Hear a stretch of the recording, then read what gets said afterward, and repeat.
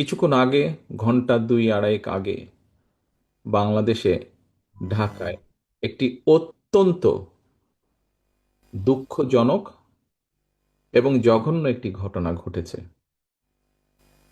ইনকালাব মঞ্চের নেতা জনাব ওসমান হাদি, তাকে গুলি করা হয়েছে, তার উপরে গুলিবর্ষণ করা হয়েছে। আমরা কিছুদিন আগে দেখেছি চট্টগ্রামে একইভাবে আমাদের আরেক প্রার্থীকে গুলি করা হয়েছিল। প্রিয় ভাই বোনেরা, প্রথমেই আমি এই ঘটনার জন্য তীব্র ঘৃণা এবং প্রতিবাদ জানাচ্ছি।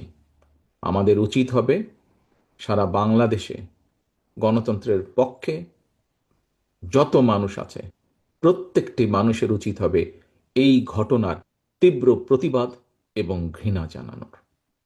আসো, আমাদের আজকের এই অনুষ্ঠান থেকে আমরা এই ঘটনার প্রতি তীব্র ঘৃণা এবং প্রতিবাদ জানাই এবং একই সাথে বিএনপি এবং ছাত্র দলের দায়িত্বশীল একজন কর্মী হিসাবে আমাদের দায়িত্ব হবে প্রশাসনকে, যারা এই ঘটনার সুষ্ঠু তদন্ত করবে, তাদেরকে আমাদের অবস্থান থেকে সহযোগিতা করার কোনো স্কোপ সুযোগ যদি থাকে, আমরা আমাদের সর্বোচ্চ সহযোগিতা করব, যাতে করে তারা প্রকৃত যে দোষী ব্যক্তি তাদেরকে খুঁজে বের করে দেশের আইন অনুযায়ী তাদেরকে শাস্তি প্রদান করতে পারে। প্রিয় ভাই বোনেরা, দেশ একটা অত্যন্ত সংকটের ভিতর দিয়ে যাচ্ছে। আমরা দেখেছি গত এক বছরে বিভিন্ন সময় বিভিন্ন ব্যক্তি, বিভিন্ন সংগঠনের সদস্যরা হুমকি দিয়েছে প্রকাশ্যে যে প্রত্যাশিত নির্বাচন আগামী ফেব্রুয়ারি মাসে, সে নির্বাচনকে তারা হতে দেবে না, বাধাগ্রস্ত করবে। প্রকাশ্যে হুমকি দিয়েছে একটি দল, গোষ্ঠী বা কিছু ব্যক্তি এই দেশকে, দেশের মানুষের শান্তি, স্থিতিশীলতা বিনষ্টের জন্য উঠে পড়ে লেগেছে। এবং এই কারণেই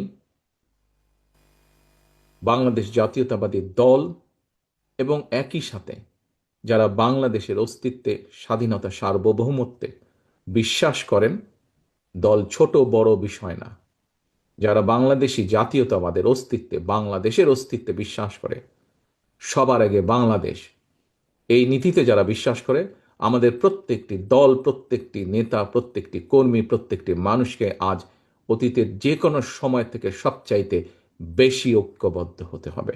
কারণ যারা এই দেশের স্বাধীনতাকে ধ্বংস করতে চায়, এই দেশের সার্বভৌমত্বকে ধ্বংস করে এই দেশের স্থিতিশীলতাকে ধ্বংস করতে চায়, তারা তাদের ষড়যন্ত্র যে শুরু করে দিয়েছে, আজকে ওসমান হাদির ঘটনা দিয়ে তা প্রমাণিত হয়।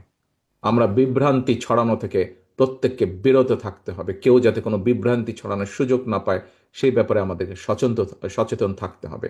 এবং একই সাথে তদন্তের স্বার্থে যারা তদন্ত করবে, সত্যিকার অপরাধীকে যারা ধরবে, আমাদের অবস্থান থেকে যতটুকু সম্ভব আমরা সর্বোচ্চ সহযোগিতা করব। আজকের অনুষ্ঠানে আমার বক্তব্যের প্রথম অংশ এটি। আমাদেরকে প্রতিবাদ গড়ে তুলতে হবে এবং যে কোনো মূল্যে অন্যায়ের বিরুদ্ধে প্রতিবাদ গড়ে তুলতে হবে, যে কোনো অন্যায়ের বিরুদ্ধে এবং যে কোনো মূল্যে এই দেশের মানুষ যাতে করে তাদের হারানো গণতান্ত্রিক অধিকার ফিরে পেতে পারে, তার জন্য আমাদেরকে সদা সর্বদা সচেষ্ট এবং সতর্ক থাকতে হবে।